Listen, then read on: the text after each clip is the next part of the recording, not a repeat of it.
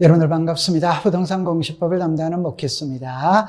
자, 여러분들이 가지고 있는 교재 260페이지입니다. 지목을 공부해로 갑니다. 제가 앞 시간에 이런 표현을 쓴 적이 있죠. 이 지적 공부에는 토지의 표시와 소유자를 등록을 하게 돼요. 이 토지의 표시가 소재, 지분, 지목, 면적, 경계, 좌표입니다. 이때 이 소재는 있잖아요. 법에서 언급을 하지 않습니다. 좌표도 법에서 언급을 하지 않습니다. 법에서 언급을 하는 것은 지분, 지목, 면적, 경계입니다. 이 중에 가장 중요한 건 지목이에요. 그죠? 그러니까 여러분들 지목은 그냥 가장 쉽게 표현해보면 토지의 종류입니다. 토지의 종류. 그래서 국가가 우리나라 토지의 종류는 28개를 딱 만들어 놨어요. 그럼 왜 그렇게 만드느냐? 그거는 국가가 세금을 부과해야 되겠죠. 그죠? 토지를 효율적으로 관리를 해야 되겠죠. 그죠? 그래서 분류를 해놓는 겁니다. 그럼 여기에 보면은, 자, 요렇게 되어졌어요. 지목 이렇게 나왔을 때 토지의 종류라고 이야기를 했습니다. 주된 용도에 따라 토지의 종류를 구분하여 지적공부에다가 등록을 했어요. 이 토지의 종류는 28개가 있습니다. 오늘 배우게 될 겁니다. 그 다음에 원칙은 있죠. 가볍게 넘겨셔도 돼요. 그러니까 하나 필지의 우리가 일필 일목, 하나 필지마다 지목은 한 개다. 이게 일필 일목입니다. 주지목 추종의 원칙 이래놓죠. 한 필지의 지목이 여러 개가 될 때는 한 개만 해야 되니까 그 중에 가장 주가 되는 지목을 따라간다. 여러분들 예를 한번 들어보면 이렇게 예를 들어볼 수 있어요. 만약에 여기가 서울대학교라고 가정을 해봐요. 그죠? 그러면 다른 거 생각하지 마세요. 이게 서울대학교라면은 지목은 그냥 학교용지입니다. 학교용지. 여러분들 서울대학교, 학교잖아요. 경기고등학교, 학교잖아요. 그러니까 지목은 학교용지입니다. 그럼 이걸 조금 확대를 시켜보면 서울대학교 안에 기숙사가 있어요. 그럼 만약에 이걸 지목을 대라고 가정을 해봅시다. 그럼 서울대학교 안에 대운동장이 있어요. 자, 이걸 지목을 채용용지라고 가정을 해봐요. 그럼 서울대학교 안에 창고가 있어요. 그럼 이걸 창고용지라고 가정을 해봐요. 자, 보세요. 하나 필지 안에 지목이 이렇게 여러 개가 되면 안 된다 이 말입니다. 한 개만 해야 된다. 이때는 가장 주가 되는 지목을 따라가라. 여러분들 여기는 학교가 주지 기숙사가 주가 아니에요. 학교가 주지 운동장이 주가 아니에요. 그러면 주지목을 따라간다는 거는 그냥 한마디로 말하면 학교용지다 이 말. 그럼 이때 여러분들이 공부할 때 학교 안에 있으면 전부 다 학교용지다 이래 공부를 하면 되는 겁니다. 그 다음에 영속성의 원칙이라는 거는 여러분들 일시적, 임시적인 용도 변경은 지목 변경 대상이 아니다. 만약에 여기가 있잖아요. 예를 들어서 밭이다. 그럼 지목은 밭전자를 써서 전입니다. 근데 고속도로가 생기는 거예요. 그래서 한국도로공사에서 요 토지 소유자 요 땅을 빌려서 창고로 만들었어요. 창고로. 그래가 고속도로 공사 기간 3년 동안 이걸 창고로 썼습니다. 그렇다고 해서 지목이 창고 용지로 변경이 되느냐? 그렇지 않습니다. 일시적으로 사용하는 것은 지목을 변경하지 않고 여전히 지목은 전이 되는 겁니다. 그래서 이거는 시험에 나오더라 하더라도 걱정할 필요가 없어요. 자, 그 다음에 이제 이 표기 방법은 이제 공부를 해야 됩니다. 3년에 한 번 출제를 해요. 먼저 어떻게 출발하느냐면은 지적 공부는 크게 대장과 도면과 경계점 좌표 등록부죠. 이때 지목은 토지대장, 임야대장, 도면에 지목을 등록합니다. 다른 데는 지목을 등록하지 않아요. 그러면 토지대장, 임야대장의 지목을 등록할 때는 코드 번호와 정식 명칭 이렇게 해놨죠. 자, 그 다음에 도면에는 부호라고 해놨죠. 자, 요거를 그림으로 한번 보면서 설명을 해보도록 하죠. 자, 보세요.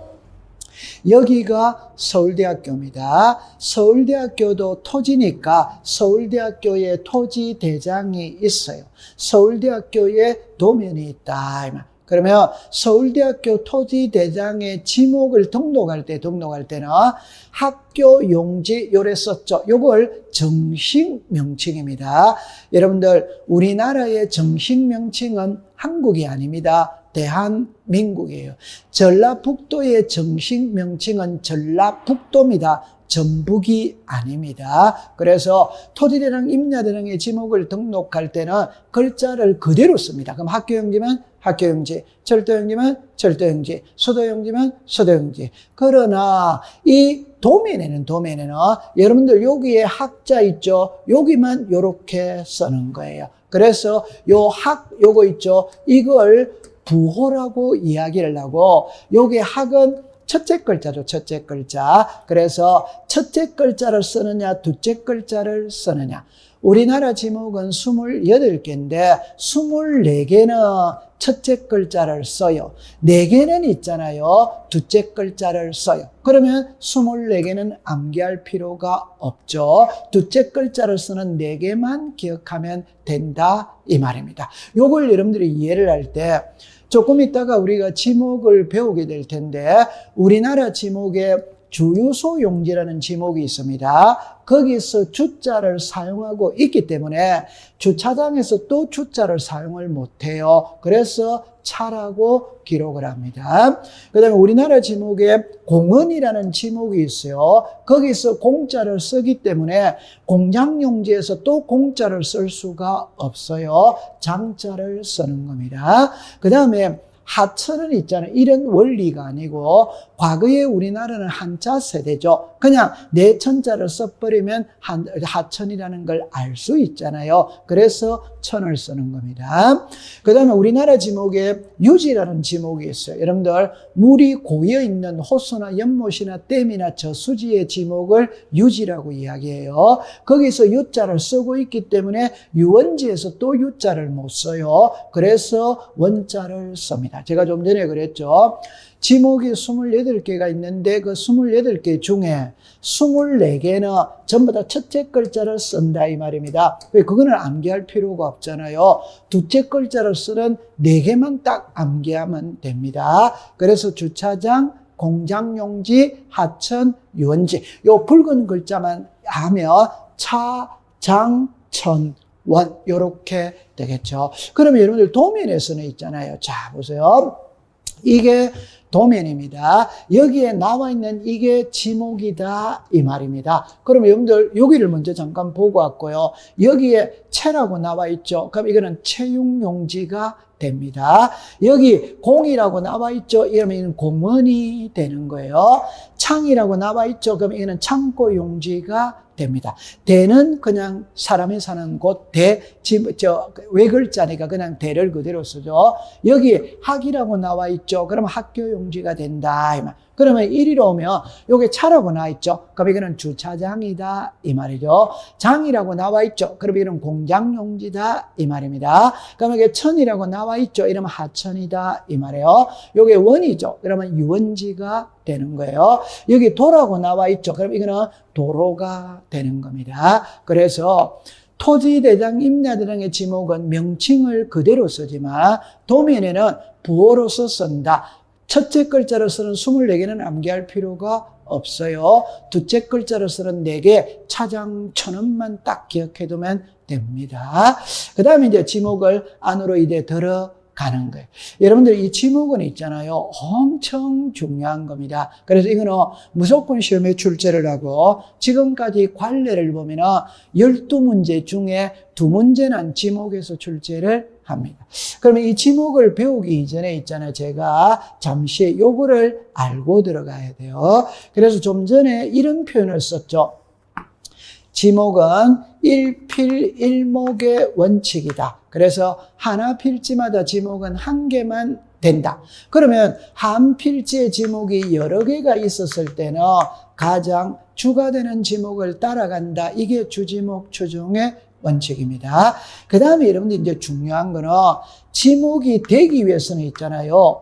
독립성을 갖춰야 지목이 됩니다. 독립성을 못 갖추면 지목이 안 돼요. 예를 들어보면 만약에 여기가 서울대학교입니다. 그럼 지목은 학교용지겠죠. 그죠? 그러면 서울대학교 안에, 이 안에 기숙사가 있다. 그럼 이 기숙사는 독립이 안 돼 있잖아. 서울대학교 안에 있잖아. 그럼 이거는 지목이 대가 아닙니다. 그냥 학교용지가 되는 겁니다. 그런데 학교 밖에 기숙사가 있다. 요거는 학교로부터 독립이 돼 있잖아요. 그럼 이거는 지목이 대가 되는 겁니다. 그래서 지목이 되기 위해서는 독립성을 갖춰야 지목이 된다. 요거를 기억하시고, 자, 그럼 여기서 이제 시험에 어떻게 되느냐면, 지목은 독립성을 갖춰야 되는데, 독립성을 못 갖춰도 독자적인 지목이 되는 세 가지가 있어요. 그러면 그거는 암기를 해야 되는 겁니다. 그래서 처음에 과수원입니다. 목장용지입니다. 목장용지, 묘지. 우리나라 지목에 과수원용지가 있고 목장용지가 있고 묘지가 있어요. 그럼 예를 들어보면 여기가 과수원입니다. 자, 여기 보면 과수원이죠. 그러면 과수원용지입니다. 그럼 여기에 집이 있다. 그럼 이 집은 지목이 뭐냐? 좀 전에 학교 안에 집이 있었죠. 이거는 학교용지죠. 그러면 과수원 안에 집도 과수원이 되어야 될 거 아니에요. 그러나 이 경우에는 독자적인 지목이 대가 되는 겁니다. 그래서 과수원 안에 주거용 건축물의 부지는 독자적인 대입니다. 그건 암기를 해야 돼요. 두 번째, 목장용지죠. 여러분들 이것도 똑같은 원리입니다. 만약에 보세요. 여기가 목장입니다. 그러면 지목은 목장용지거든.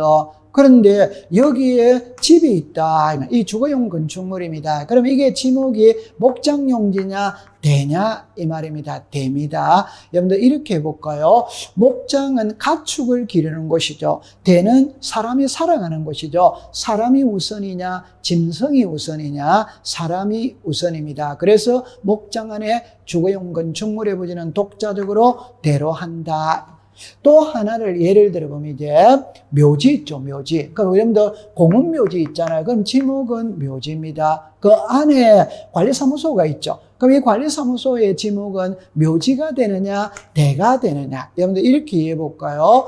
묘지는 죽은 자죠. 관리사무소는 산자죠, 산자. 죽은 자가 우선이냐, 살아있는 자가 우선이냐, 살아있는 자가 우선입니다. 그래서 묘지 안에 우리 관리사무소는 독자적인 대가 됩니다. 그러면 나중에 여러분들이 이해를 할 때는 이렇게 딱 이해를 하세요.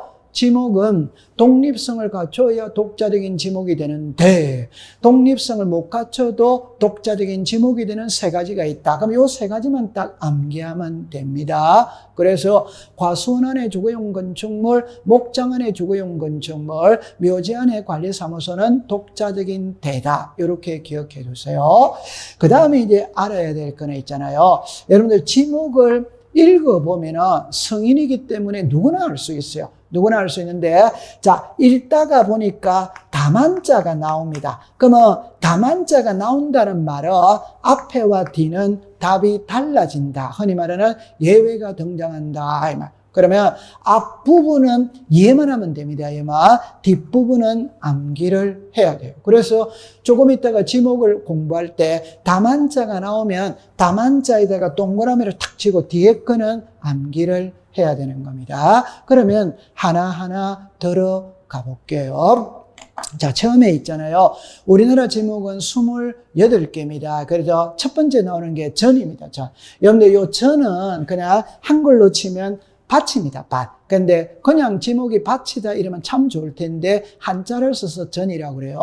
요 답은 있잖아요. 우리말로 말하면 논답자죠. 그죠? 그러면 전은 밭이고 답은 논이고 과수원은 과수원이죠. 이 세 가지의 공통점이면 각종의 작물을 재배하는 겁니다. 그러면 이거는 농작물을 재배하는 것이고 과수원은 과수류를 재배하는 것이겠죠. 그죠? 답이 바로 나오잖아요. 농작물이냐 과수류냐. 그러면 농작물은 그러면 바다고 논의 차이가 뭐냐? 그거는 물입니다. 물. 그래서 여러분들 논농사가 물을 많이 필요로 하느냐? 밭농사가 물을 많이 필요로 하냐? 당연히 논농사죠. 그래서 우리가 학교 다닐 때 농경문화, 수도장문화 이런 표현을 사용을 했죠. 자, 그러면 밭입니다. 밭. 그러면 물을 상시적으로 이용하지 않고 각종의 작물을 재배하는 것은 지목이 전입니다. 전, 밭입니다. 그 다음에 식용으로 죽순이죠. 여러분 상식적으로 생각해 보세요. 죽순은 물을 많이 필요로 하느냐 안 하느냐. 물을 많이 필요로 한다면 답이 됩니다. 죽순은 물을 많이 필요로 하지 않죠. 그러니까 전이 되는 거예요.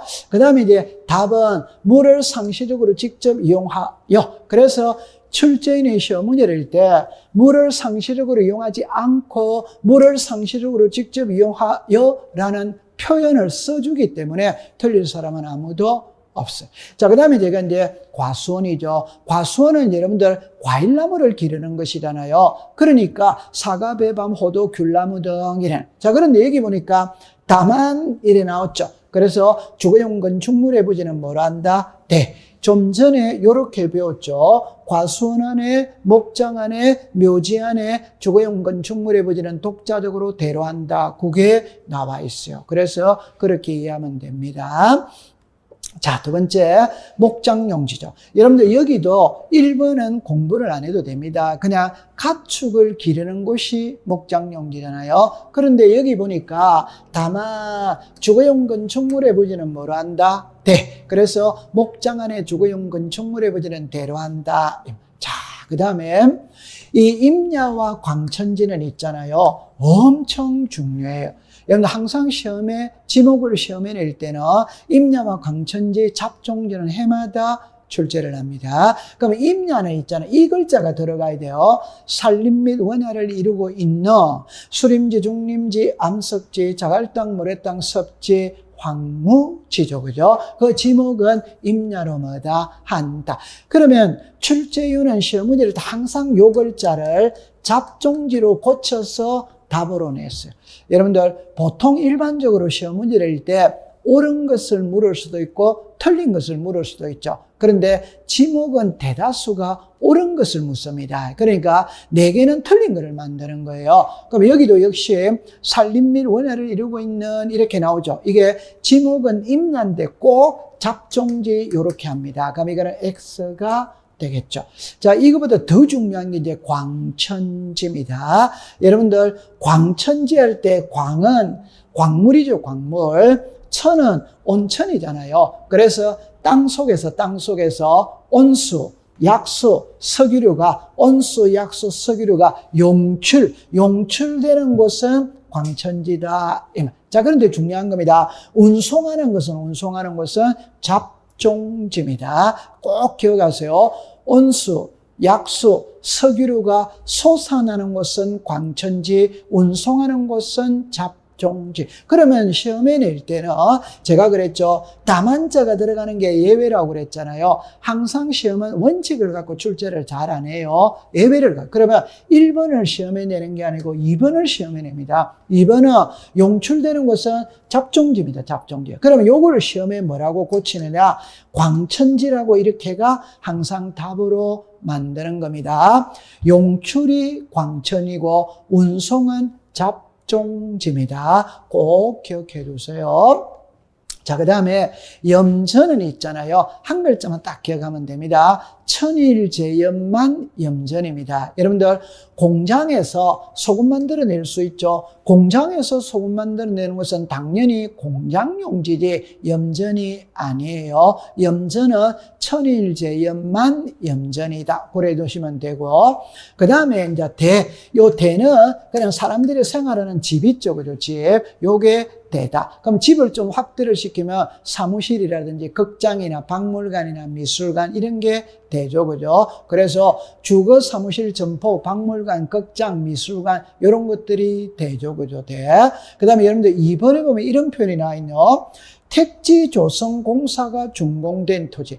택지가 뭐예요? 집을 짓는 곳이잖아요. 그죠? 아파트를 짓는다. 그럼 당연히 지목은 대가 되죠. 그죠? 그래서 우리가 집, 주거용으로 하는 건축물이 있죠. 업무용 사무실, 요런 게 되죠. 그죠? 자, 그 다음에 공장용지와 학교용지입니다. 이거는 출제를 잘 안 해요. 근데 여러분들 제가 좀 전에 이런 말 했죠. 공장 안에 있으면 전부 다 공장용지입니다. 학교 안에 있으면 전부 다 학교용지입니다. 그래서 이거는 가볍게 넘겨도 돼요. 여러분 당연히 공장시설물의 부지는 공장용지가 되죠. 학교 안에 있는 거는 전부 다 학교용지가 되는 겁니다.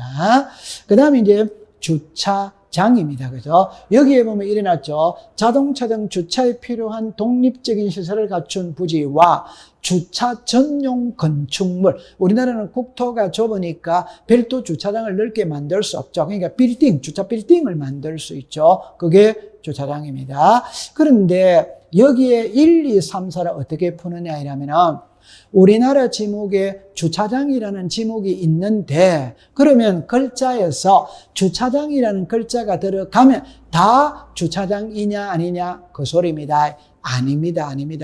자, 그럼 처음에 보면은 노상주차장 일어났죠. 요거는 길거리 가면은 양 사이드에 흰 선 꺼놓고 돈 받는 데 있죠. 요거는 노상주차장이죠. 노상주차장. 이거는 도로입니다. 도로. 주차장이 아닙니다. 그 다음에 부설이죠. 그죠? 여러분들 부설은 주냐, 종이냐. 여러분들 이런 게 있잖아요. 서울교육대학교 부속초등학교, 서울사범대학교 부속고등학교 이랬죠. 부속은 종이죠. 종은 항상 줄을 따라다니는 겁니다. 그러면 이거는 시험에 낼 가능성은 거의 없어요.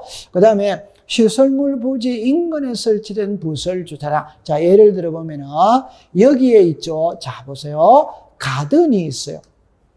그 다음에 여기에 주차장이 딸려 있어요. 자, 보세요. 가든의 지목은 되죠. 그럼 여기 주차장이 딸려 있죠. 이게 부설 주차장입니다. 그러면 가든이 줍니까? 주차장이 줍니까? 가든이지. 그럼 이거는 주차장이 아닙니다. 독자적인 지목이 그냥 합쳐서 대가 되는 거에 대해 가든 안에 주차장은 당연히 지목이 됩니다. 그런데 이 가든에 장사가 너무 잘 돼. 그러니까 주차 공간이 부족해. 그러면 옆에 공터를 사들여서 주차장을 만들 수 있죠. 이게 시설물 부지 인근에 설치된 부설 주차장. 이거는 주차장이 된다. 이 말. 그러면 여러분들 여기 보면은 요래 놨죠. 시설물 부지 인근에 설치된 부설 주차장은 주차장이다. 이 말. 그 다음에 이제 4번에 보니까 자동차 등의 판매 목적으로 설치된 물류장, 야외 전시장 이래 나오죠. 요거는 잡종지입니다. 잡종지.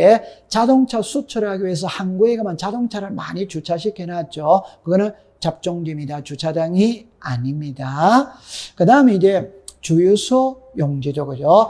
여러분들 그냥 이렇게 해볼게요. 주유소죠. 그래서 여기 조금 확대를 시켜야 돼요. 오늘날 자가용에는 있잖아요. 기름을 넣는 차가 있죠. 가스를 넣는 차가 있죠. 전기차도 있잖아요. 수소차도 있잖아요. 그게 전부 다 주유소 용지입니다. 그래서 기름을 넣느냐, 여기에 가스를 넣느냐, 전기 있죠. 전기, 수소 이런 게 전부 다 주유소 용지가 돼요. 그 다음에 여기 보면 제가 판매라는 말이 나왔죠. 좀 전에 이런 말이 있었죠.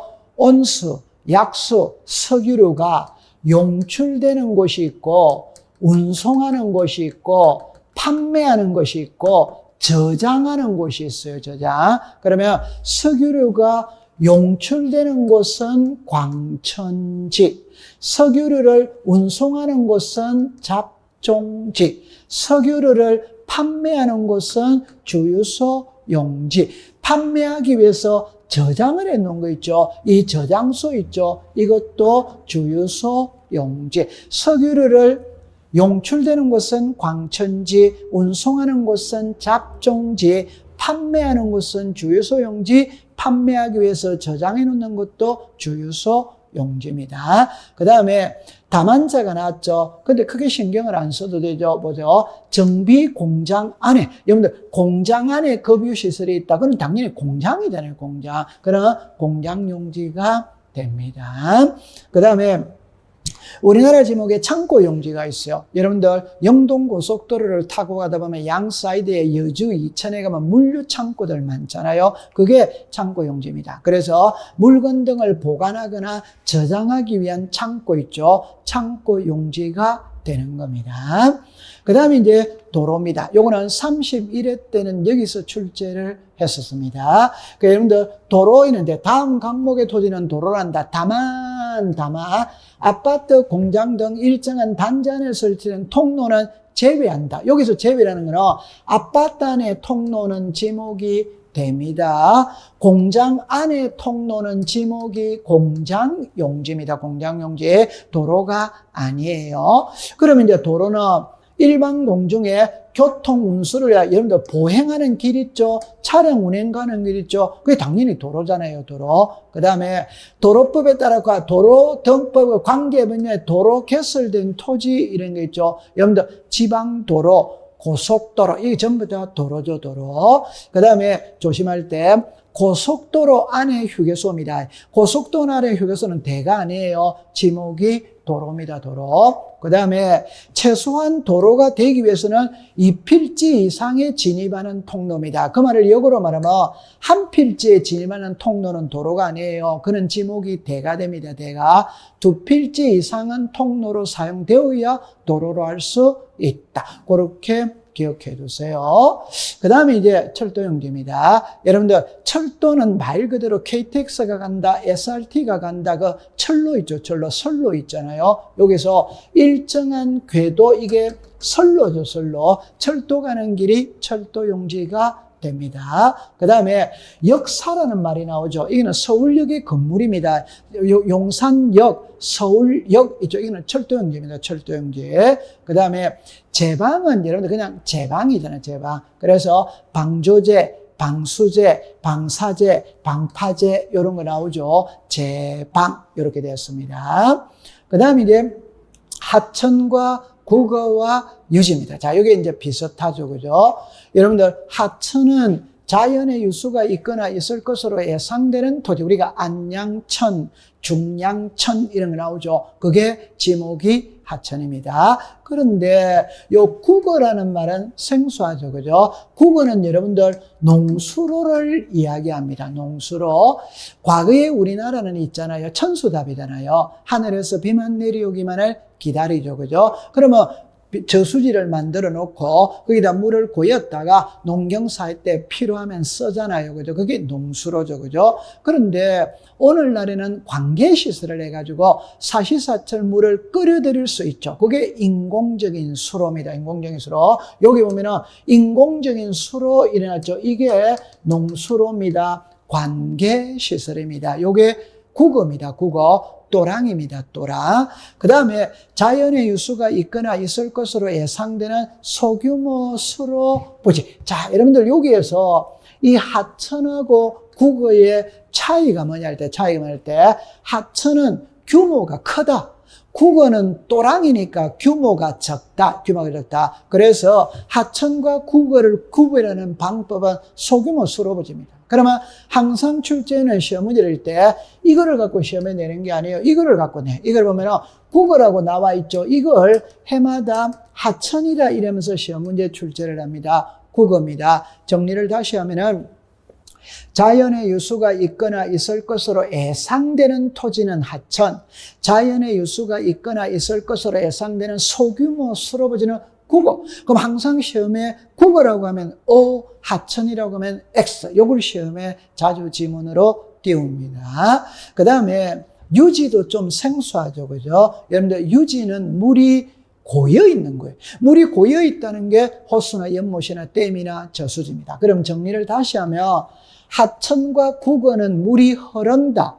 유지는 물이 고여 있다. 그 다음에 하천과 국어는 물이 흐르는데 차이는 뭐냐? 규모를 갖고 따집니다. 규모가 크면 하천, 소규모가 들어가면 그거 그렇게 공부를 해두면 돼요. 그러니까 유지는 물이 고이거나 상시적으로 물을 저장하고 있는 댐, 저수지, 소류지, 호수, 연못 이런 것들을 말해요. 그 다음에 여기 보면은 2번에 보면 보세요.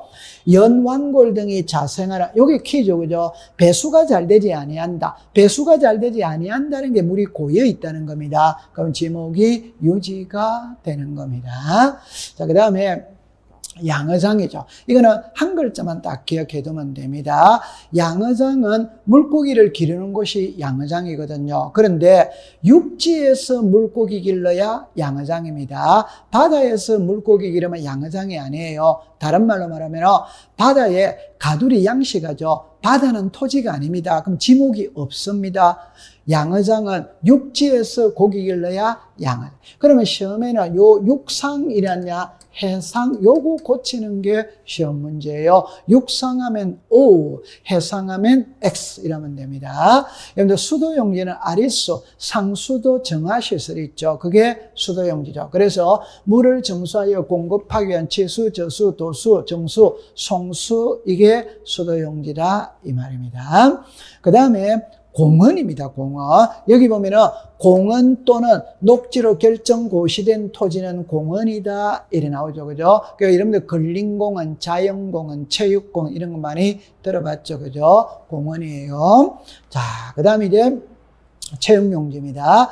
여러분들 체육용지는 운동하는 곳이잖아요. 그래서 여기 보면은 종합운동장이 있다, 실내 체육관이 있다, 야구장, 골프장, 스키장, 승마장 이런 게 체육용지입니다. 그런데 이번에 보면은 이거는 시험에 내기는 곤란하겠죠. 왜? 다만 체육시설로서 영속성과 독립성이 미흡하죠. 독립성이 미흡하다는 것은 독자적인 지목이 되는 게 아닙니다. 주지목을 따라 가는 거겠죠. 그죠? 그 다음에 3번에 보니까 유수를 이용한 요트장, 카누장의 지목은 체육용지가 아니에요. 그거는 하천이죠. 우리가 인제 내린천에 가면은 우리가 여름철에 보면은 래프팅 하잖아요. 그죠? 그런 게 하천이죠. 그렇죠? 그럼 여기는 유수를 이용한 요트장, 카누장의 토지는 하천입니다. 체육용지가 아니에요. 그렇게 기억해 두세요. 자, 그 다음에 이제 유원지입니다. 여러분 작년에는 이 유원지에서 출제를 했는데 자, 요게 키입니다. 일반 공정의 유략 휴양 등에 적합한 시설을 종합적으로 갖춘 여기까지가 들어가야 돼요. 이게 놀이기구입니다. 놀이기구. 그러면 놀이기구가 있으면 유원지입니다. 그럼 제가 요거 하나만 갖고 설명해 볼게요. 수영장 있죠. 여러분들 수영장은 체육용지입니다. 그런데 놀이시설을 갖춘 수영장은 체육용지가 아닙니다. 유원지입니다. 여러분들 에버랜드에 가면 캐리비안 베이 있죠. 그죠? 그게 수영장이니까 체육용지냐 유원지냐 할 때 그 속에 놀이기구가 있냐 없냐 이 말입니다. 놀이기구가 있죠? 그럼 그건 체육용지가 아니에요. 유원지가 되는 겁니다. 그래서 일반 공중의 유략 휴양 등에 적합한 시설을 종합적으로 갖춘 요 용어가 들어가야 되는 겁니다. 그 다음에 이제 종교용지인데 이거는 뭐 쉬운 거니까 여러분들 교회가 있죠, 사찰이 있죠, 향교가 있죠. 당연히 종교용지가 되겠죠. 그럼 여의도 순복음 교회가 있다, 종교용지입니다. 조계사가 있다, 종교용지가 되겠죠. 그죠? 자, 그 다음에 이제 사적지입니다. 사적지는 문화재가 있는 곳이 사적지예요. 그래서 문화재로 지정된 역사적인 유적, 고적, 기념물 등을 보존하기 위해서 그럼 여기도 이제 키는 다만자가 들어가 있죠. 자, 정리합니다. 학교 안의 문화재입니다. 자, 글자를 보세요. 학교 안의 문화재는 사적지냐 학교용지냐 학교용지입니다. 학교 안에 있기 때문에 독립성을 못 갖춘 거죠. 그러면 성균관대학교 안에 명륜당은 학교용지입니다. 사적지가 아닙니다. 그 다음에 공원 있죠. 그죠? 그럼 예를 들어서 우리가 탑골공원 안에 원각사지 10층 석탑이 있다. 그게 사적지냐 공원이냐? 탑골공원 안에 있잖아요. 그죠? 독립성을 못 갖췄어요. 그럼 사적지가 아닙니다. 공원입니다. 종교용지 있죠. 불국사 내의 다보탑의 지목은 사적지냐 종교용지냐? 불국사 안에 있죠. 그러면 독립성을 못 갖췄어요. 그럼 사적지가 아닙니다. 종교용지가 되는 겁니다. 그 다음에 이제 묘지가 있죠. 여러분들 묘지공원을 거꾸로 읽으면 공원묘지죠. 공원묘지는 당연히 지목이 묘지입니다. 그 다음에 봉안시설 일어났죠. 여러분들 납골당 들어보셨죠? 납골당이라니까 무섭잖아요. 그래서 이름을 봉안당으로 변경을 한 겁니다. 그래서 봉안시설은 납골당이라고 생각하면 됩니다. 지목이 묘지입니다. 그런데 여기에 다만 나오죠. 그죠? 묘지 안에 관리사무소 있죠. 요거는 지목이 독자적인 뭐다? 대. 그래서 좀 전에 우리가 배웠던 과수원 안에, 목장 안에, 묘지 안에 건축물은 독자적인 지목이 대다. 그거를 기억해 두시면 돼요. 자, 그 다음에 이제 마지막에 잡종지입니다. 제가 앞에서 임야와 광천지와 잡종지 요 세 개가 지목 중에 가장 중요한 거예요. 이것도 역시 31회 때 정답으로 만들었던 지문입니다. 여러분들 이렇게 한번 생각해 볼까요? 우리나라 지목은 28개라고 그랬죠. 그럼 일단 27개를 먼저 만듭니다. 만들어가 끼워 맞추겠죠. 그러면 그 27개 속에 안 속하는 게 있을 거 아니에요? 그럼 몽땅 묶어서 잡종지입니다. 그럼 여기에 보면은 다음에 강목의 토지는 잡종지는 다만 요래놨죠. 자, 보세요. 원상회복 조건으로 돌캐내고 흙파내는 것은 허가된 토지는 임야이다. 이래놨죠. 자, 요거를 여러분들 정리를 할 때 이렇게 정리를 합니다. 자, 보세요. 여기에 보면은 돌을 캐내는 곳, 흙을 파내는 곳 있죠. 그럼 이거는 잡종지입니다. 그런데 원상회복 조건이라는 말이 들어가면 임야가 된다. 예를 들어보면 이렇게 되겠죠. 만약에 여기가 산입니다. 산. 그러면 지목은 임야입니다. 임야. 그런데 돌을 캐낸다. 채석장이죠. 돌을 캐내면 지목은 잡종지가 됩니다. 그런데 원상회복이라는 말은 뭐예요? 돌을 캐내고 난 다음에 원상으로 복귀시켜 놓겠다 하면 그 원상으로 돌아가는 게 임야잖아요. 그러니까 지목이 임야가 됩니다. 정리를 하면 그냥 돌 캐내고 흙 파내는 것은 잡종지, 원상회복 조건으로 돌 캐내고 흙 파내면 임야. 그렇게 기억을 해두세요. 그 다음에 변전소나 송신소나 수신소 이게 전부 다 잡종지입니다. 여러분들 여객 자동차 터미널 자동차 운전하고는 폐차장 이래놓죠. 이거 주차장 아닙니다. 잡종지가 돼요. 그 다음에 여러분들 공항시설 있죠. 항만시설 있죠. 이런 게 일종의 여객이나 공항이나 항만 이런 게 운송기관이잖아요. 그죠? 요게 잡종지가 된다. 그래 기억해 두시면 됩니다. 이 지목은 있죠. 우리가 성인이기 때문에 세 번만 딱 읽어보면 누구나 답을 맞출 수 있어요. 자, 끝까지 공부를 했습니다. 이제는 여러분들 이제 뭐로 가냐면 경계로 넘어가 볼게요. 좀 전에 제가 이런 표현을 썼죠. 우리 지적은 토지의 표시에서 시작해서 토지의 표시에서 끝을 맺는다고 그랬죠. 그래서 지목을 배웠고 앞 시간에 지번도 배웠어요. 이제 경계를 배우러 가는 겁니다. 여러분들 그냥 단순하게 한번 생각을 해볼까요? 자, 보세요. 만약에 여기에 이렇게 토지가 이렇게 있죠. 그럼 이게 갑의 땅이다, 을의 땅이다, 병의 땅이다, 정의 땅이다, 무의 땅이다. 이게 경계입니다. 경계.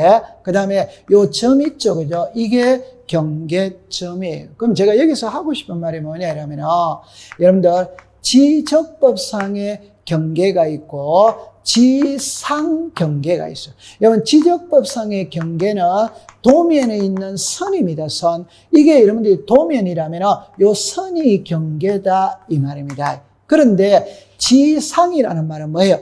땅 위에서 경계 표시는 뭘로 하느냐? 여러분들 옆집하고 우리 집하고 경계 표시가 있잖아요. 그거는 담이잖아요. 담. 뚝이다. 담장이다, 논두렁이다, 밭두렁이다. 그게 경계 표시잖아요. 그죠? 정리를 하면은 지적법상의 경계는 도면에 있는 선입니다. 선. 그러나 땅 위에서 경계 표시는 담장으로 경계를 표시하죠. 그러면 여기에 여러분들이 보면 제가 이렇게 해놨잖아요. 자, 보세요. 경계점간을 직선으로 연결한 선 이래놨죠. 그래서 요 그림을 보면은 요게 경계점이라고 그랬죠. 이게 경계다 이 말입니다. 그런데 땅 위에서 지상에서 경계 표시는 뚝이나 담장, 논두렁, 밭두렁, 울타리가 경계가 되겠죠. 그죠? 자, 그 다음에 이제 지상경계 결정 기준인데, 요 5개가 있어. 자, 요걸 한번 보러 가볼게요. 만약에 출제위원회 시험 문제를 낼 때, 그림으로 시험 문제를 낸다면 틀릴 사람은 아무도 없습니다. 시험에는 그림으로 내는 게 아닙니다. 문자로 내는 거예요. 그럼 여기 보면 이제 제가 해놓고 그림을 그려볼게요. 연접되는 토지 사이에 높낮이가 없다면 중앙이다. 높낮이가 있다면 하단이다. 절토된 부분은 상단이다. 해면 또는 수면은 최대만주의, 최대만수의. 공유수면 매립지는 바깥쪽 어깨 요리 내놨죠. 그럼 이걸 그림으로 한번 그려본다면, 자, 보세요. 이렇게 한번 그려볼게요. 처음에 연접되는 토지 사이에 높낮이가 없다 이 말입니다. 그래서 자 보면 이렇게 한번 풀어봅니다. 만약에 땅이 이렇게 있어요. 자 이렇게 땅이 있다고 칩시다. 요게 갑의 땅입니다. 이게 갑의 땅입니다. 그러면 이게 논이에요. 논. 이게 논입니다. 그러면 중간에 논두렁 밭두렁이 있겠죠. 그러면 이 논과 이 논의 경계가 어디냐? 그거는 이 논두렁 밭두렁의 중앙이 경계가 된다. 그래서 연접되는 토지 사이에 높낮이가 없다는 말은 평평한 땅입니다. 그러면 요 논두렁 밭두렁의 중앙이 경계가 된다. 요게 연접되는 토지 간의 높낮이의 차이가 없는 경우에는 중앙이다. 이 말. 그러면 차이가 있다는 말은 하단부라는 말은 여러분들 이렇게 풀면 돼요. 자, 요렇게 되어졌어요. 이게 높낮이입니다. 이게 높낮이. 그러면 여기에 논이 있다. 여기에 논이 있다. 그럼 이게 높낮이거든. 그럼 이 논하고 이 논하고 경계는 어디가 지상경계의 결정 기준이냐? 만약 상단부가 경계라면 여기가 논과 논의 경계입니다. 하단부가 경계라면 여기가 논과 논의 경계가 되는 겁니다. 이 경우에는 하단부가 경계가 되는 겁니다. 그 다음에 도로구개 등의 토지의 절토라는 말은 여러분들 절토라는 말은 절개지라는 말 많이 들어봤죠. 그죠? 그럼 예를 들어서 이렇게 한번 해결해 볼게요. 자, 요렇게 되어졌어요. 우리나라는 산이 많죠. 그러면 고속도로를 건설한다면 산을 깎잖아요. 그죠? 그러면 이렇게가 여기에 도로로 만들었다. 이 말. 그러면 어디까지가 도로이냐 이 말입니다. 만약 하단부라면은 여기서 여기까지만 도로가 되는 겁니다. 상단부라면 여기서 여기까지가 도로가 되는. 여러분들 상식적으로 생각해 보세요. 고속도로 건설하기 위해서 토지를 수용할 때는 이 부분도 당연히 수용을 합니다. 그러니까 경계는 여기가 경계, 여기까지가 도로가 된다. 이 말. 그래서 하단부가 아니고 상단부입니다. 그래서 절토된 부분이 있는 경우에는 상단부. 그 다음에 해면 또는 수면에 접하는 경우 일어났죠. 여러분들 바다와 육지입니다. 자, 이렇게 한번 해볼게요. 여기가 바다입니다. 바다. 그러면 여기가 육지입니다. 그럼 여기 이제 백사장, 모래사장이 있겠죠. 여러분들, 자, 우리가 서해안에는 파도가 그렇게 심하지 않죠. 동해안에는 파도가 심하죠. 그죠? 아침에 일어나 보면은 자, 백사장에 자, 모래가 쌓여 있는 모습을 보면 파도가 어디까지 밀려왔다는 걸 알 수 있잖아요. 그럼 여기 보면 이게 바다거든, 이게 육지거든. 그럼 파도가 밀려갑니다. 여기 가면 여기까지 밀려온다. 이게 최대 만조위.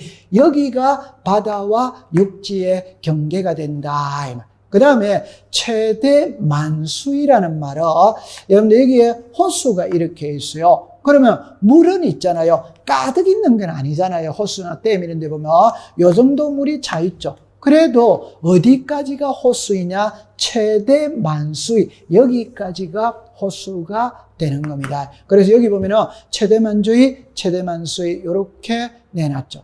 그 다음에 공유수면 매립지의 토지 중 제방이 일어났죠. 그래서 여러분들 제방이 일어날 때 이렇게 한번 해결해 볼 수 있겠죠. 자, 보세요. 이렇게 되어졌어요. 그러면 여기는 육지입니다. 여기는 바다예요, 바다. 그럼 여러분들 보세요. 여기에 제방을 쌓아서 매립할 수 있겠죠. 그러면 이 부분을 매립을 한 거예요. 그러면 바다와 육지의 경계는 어디냐? 이때 제방의 어깨라는 거는 요 부분을 어깨라고 이야기합니다. 그럼 안쪽 어깨냐 바깥쪽 어깨냐, 여러분들 바닷가 쪽이 바깥쪽 어깨가 되겠죠, 그죠? 육지 쪽이 안쪽 어깨가 되겠죠. 그러면 이때 바다와 육지의 경계는 바깥쪽 어깨, 여기가 되는 겁니다. 그럼 여러분들 제가 이렇게 한번 해볼게요.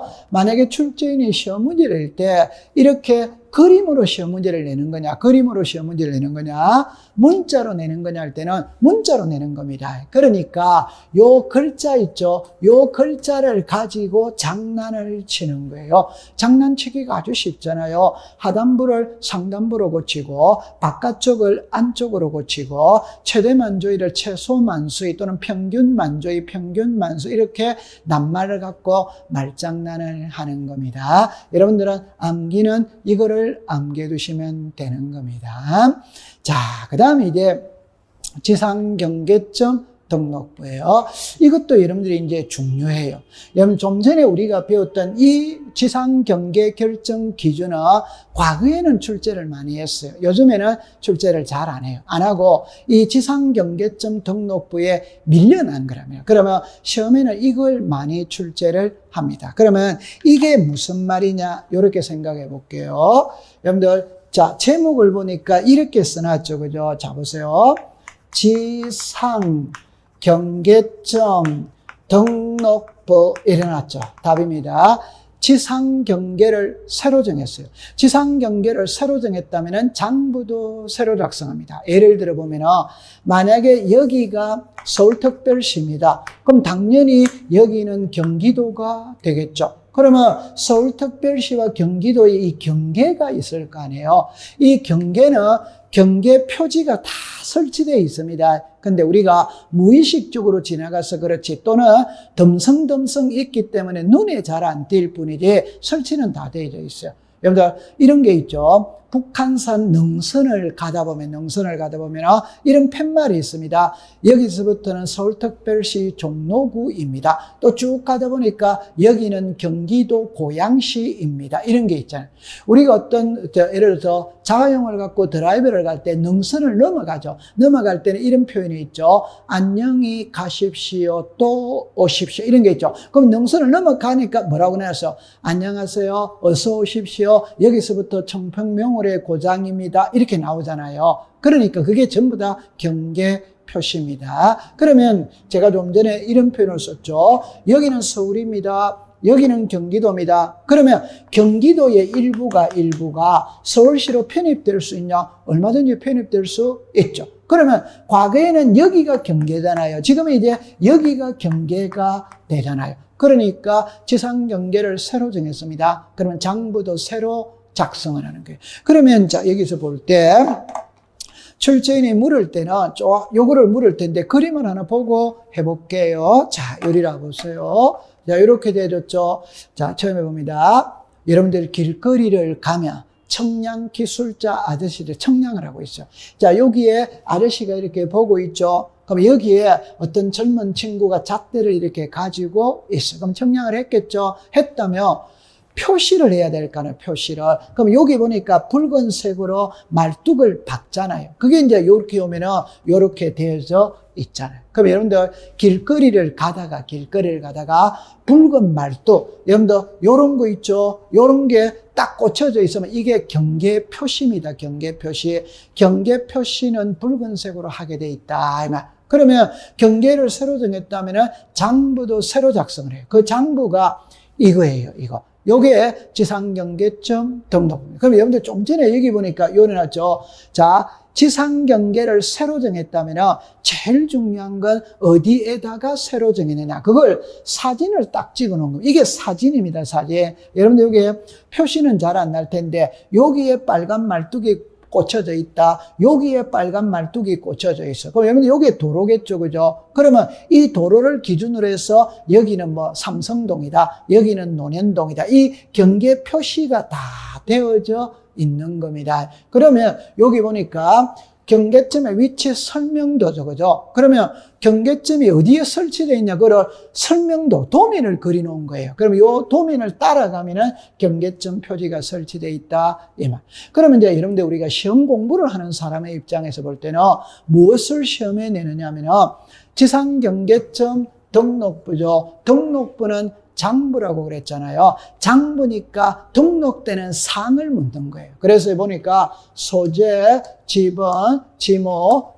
그 다음에 경계점의 좌표, 경계점의 위치 설명도, 경계점의 사진 파일, 경계점 표지의 종류 이렇게 나와 있죠.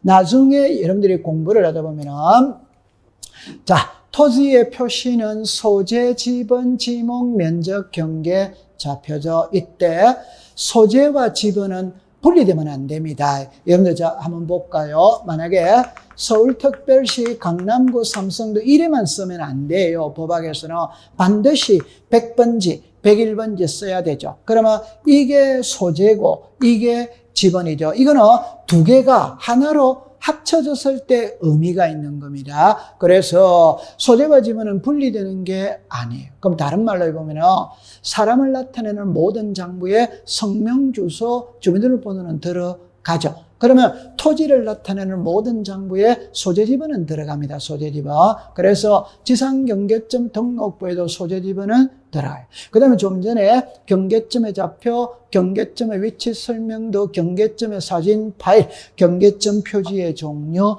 이런 거는 이제 공부를 해가면서 암기를 하시면 되는 겁니다. 그렇게 보겠어요. 자, 그 다음에 이제 면적입니다. 그죠? 면적. 여러분, 요거는 잠시 쉬었다가 공부를 해보도록 할게요. 자, 여러분들 고생을 했습니다. 잠시 쉬겠습니다.